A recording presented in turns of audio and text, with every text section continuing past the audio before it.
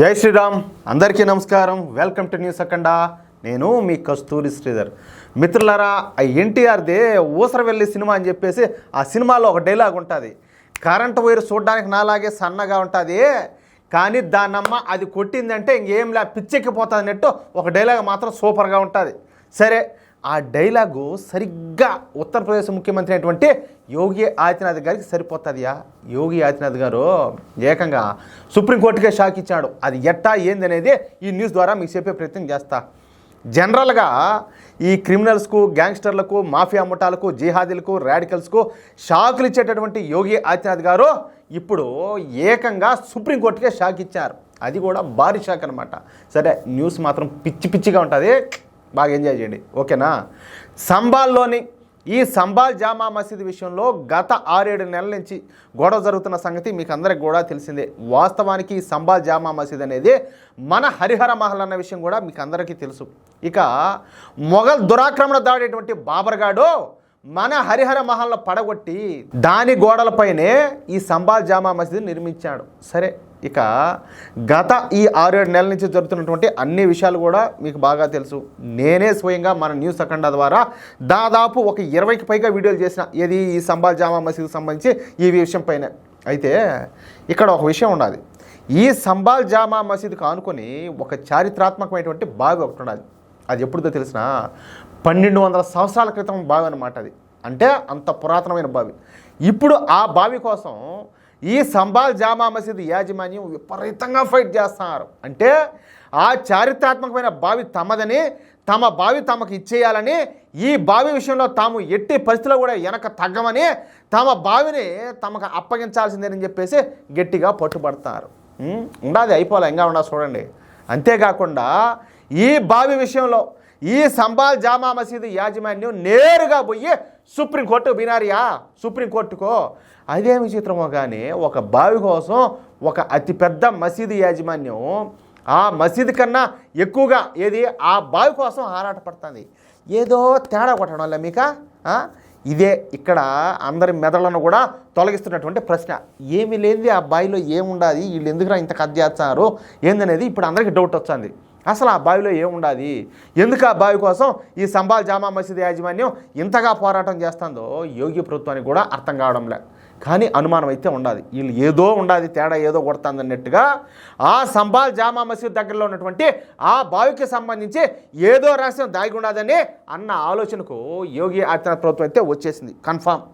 కన్ఫామ్గా ఏదో అయితే ఉండాది. ఇక ఆ బావి తమదేనని వెంటనే తమకు అప్పగించాలని చెప్పేసి ఈ సంబాల్ జామా మసీద్ యాజమాన్యం నేరుగా సుప్రీంకోర్టుకు వెళ్ళారని చెప్పేసి నేను చెప్పినా కదా.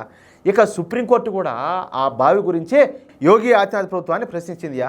అంతేకాకుండా ఆ బావిని ఆ మసీదు కమిటీకి ఇచ్చేయాలని చెప్పేసి సుప్రీంకోర్టు అయితే సుముఖత వ్యక్తం చేసింది. వెనక ముందు చూసేదేంలే, ఎవడన్నా ఎగేసుకొని పోయినాడంటే గీసి ఇచ్చేసేదే. అంత మాత్రం ఎవరన్నా సరే, ఇప్పుడు బీజేపీనో లేకపోతే బీజేపీ నాయకులో ఎవరైనా హిందుత్వవాదులో, హిందువులు ఎవరైనా కోర్టులో పోయినారంటే సంవత్సరాల తరబడి 10 సంవత్సరాలు 100 సంవత్సరాలు తిరగాల.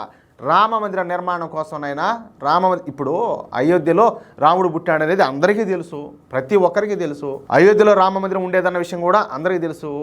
ఆ రామ మందిరాన్ని ఈ దుర్మార్గటువంటి ఈ మొగలాయలు వచ్చి ధ్వంసం చేశారన్న విషయం కూడా అందరికీ తెలుసు.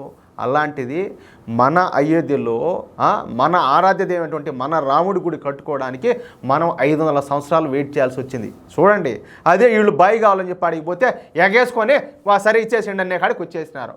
ఇంకొక మాట చెప్తా, ప్రపంచంలో ఎక్కడైనా కూడా ఇప్పుడు మనం అయోధ్య రామ మందిరం కోసం 100 సంవత్సరాలు మనం పోరాటం చేసాం, న్యాయపరంగా, చట్టపరంగా, అవునా కాదా? సరే, ఇకపోతే సరే, మథురలో శ్రీకృష్ణ మందిరం ఉన్నది, ఆడ అదే సమస్య. జానువాపి మసీదు ఏది కాశీలో అదే సమస్య. ఎక్కడ చూసినా కూడా ఏ సమస్యలు. కానీ హిందువులు మెజారిటీగా ఉన్నటువంటి భారతదేశంలో హిందువులు తమ ఆలయాలను తమ సొంతం చేసుకోవడం కోసం, తమ ఆలయాలను తమ నిర్మించడం కోసం న్యాయ పోరాటం చేయాల్సి వస్తుంది కోర్టుల మెట్లెక్కి. అర్థమవుతుందా?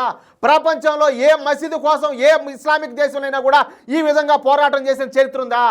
ఏ క్రిస్టియన్ దేశంలో కూడా ఏ చర్చ నిర్మాణం కోసమైనా కూడా ఎవరైనా కోర్టు మెట్లెక్కిన దాఖలాలు ఉన్నాయా అని చెప్పి నేను అడుగుతున్నా. ఉండదా? ఈ ప్రశ్నకు సమాధానము మా దౌర్భాగ్యం, మా దరిద్రం. హిందువులు మెజార్టీ అయినటువంటి ఈ దేశంలో, భారతదేశంలో హిందువుల దేవాలయాల కోసం, హిందువుల గుడుల నిర్మాణం కోసం, మా పురాతన ఆలయాలను మేము స్వాధీనం చేసుకోవడం కోసం కోర్టు మెట్లెక్కి చట్టం, న్యాయం, ధర్మం అని చెప్పేసి న్యాయ పోరాటం చేయాల్సి వస్తుంది. ఇది మా దౌర్భాగ్యం. ఈ మా ముండ బతుకులు ఈ మారి కాలబడిపోయినాయి. ఎందుకంటే మాలో మేము ఒకటిగా లేక, మాలో ఐకమత్యం లేక, మేము కులాలు, గోత్రాలు, వర్ణాలు, ప్రాంతాలు, భాషలు అని చెప్పి మేము కొట్టుకొని చచ్చా ఉండే పక్కన వాళ్ళ దగ్గర దొబ్బించుకునే పరిస్థితికి వచ్చేసినాం. ఇంకా రాను మళ్ళీ ఏమొచ్చదో. స్వాతంత్రం 1947లో వచ్చింది, తెల్లవాళ్ళ తన్ని తెరివేస్తాం. కనీసం 2047 దాకన్నా మేము ఈ బతుకు బతామా, మళ్ళీ ఈ లోపల ఈ ఊరికన్నా మళ్ళీ బానిసలుగా మారిపోతాం అనేది కూడా అర్థం కాకుండా తెరైపోయింది. ఎందుకు? మా 3 గాసల చట్టాల వల్ల, మా ముండతనం వల్ల.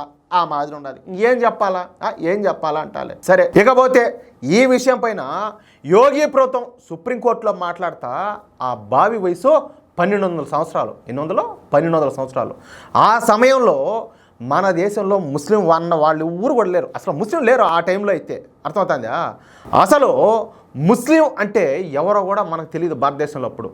ఆ సమయంలో ఈ బావి నిర్మించారు. ఇక ఈ బావి ప్రస్తుతం పబ్లిక్ ప్లేస్లో ఉన్నది. ఈ బావికి ఆ సంబాల్ జామా మసీదుకు ఎటువంటి సంబంధం కూడా లేదు. సంబాల్ జామా మసీదు బార్డర్ లోపల ఈ బావి అయితే లేదు. అర్థమవుతుందా? క్లారిటీ. జామా మసీదు పరిసరాలకు బయటే ఈ బావి ఉండాలి. పైగా ఈ బావి పబ్లిక్ ప్లేస్లో ఉండాలి కాబట్టి ఈ బావి ప్రభుత్వానికే చెందుతుంది. కాబట్టి ఈ బావిని మేము మసీదు కమిటీకి ఇవ్వలేము, ఇచ్చే ప్రశ్నే లేదని చెప్పేసి కరాఖండిగా యోగి ప్రభుత్వం సుప్రీంకోర్టుకి అయితే తేల్చి చెప్పేసింది. ఇక ఈ బావి పైన మరొకసారి చర్చ జరగకుండా ఖచ్చితంగా యోగి ప్రభుత్వం సుప్రీంకోర్టుకు కరాఖండిగా తేల్చెప్పింది. నాయనా, మీరు ఓవర్ యాక్షన్లు మీరు చేయొద్దు. 1200 సంవత్సరాల కాలం నాటి పురాతన బావి ఇది. అప్పటికి ఇక్కడ అసలు ఇస్లాం అనేది లేదు, ముస్లిం అనేవాళ్ళు ఇక్కడ లేరు. మీ బోడి పెత్తనం ఏంది ఇక్కడ? ప్రతి దానికి ఎగేసుకొని రావడానికి కొంచెం మీ మర్యాద మీరు నిలబెట్టుకోండి అన్నట్టు మర్యాదగా చెప్పినారు. గుణపాఠం. ఏమంటారా? అది పరిస్థితి. ఇంతకంటే నేను ఇంకేం చెప్పలేను. ఈ పాటికి మీకు ఏదో ఎంతో అర్థం ఉంటుందని నేను అనుకుంటున్నా. మిత్రులారా, ఈ న్యూస్ కనుక మీకు నచ్చినట్టయితే ఖచ్చితంగా ప్రతి ఒక్కరూ ఈ న్యూస్ నలుగురికి షేర్ చేయండి. అదేవిధంగా ప్రతి ఒక్కరూ మీ యొక్క అమూల్యమైన అభిప్రాయాలు ఖచ్చితంగా కామెంట్ చేయండి. ఇప్పుడు ఇటువంటి వార్తలు ఎన్ని ఛానల్స్ వస్తాయి మీకే తెలుసు. మీ మనస్సాక్షిని మీరు ప్రశ్నించుకోండి. ఇటువంటి మరెన్నో న్యూస్ మీరు ఎప్పటికప్పుడు చూడాలనుకుంటే తప్పనిసరిగా ప్రతి ఒక్కరు కూడా మన ఛానల్ సబ్స్క్రైబ్ చేసుకోండి. దేశం కోసం, ధర్మం కోసం, మన మూలాల కోసం, మన భవిష్యత్తు కోసం మేము మా శక్తి మేరకు మేము పనిచేస్తూ ఉన్నాం. ఇంకా మీరు సపోర్ట్ చేయరా? ఒకసారి ఆలోచించండి ప్లీజ్. జై శ్రీరామ్.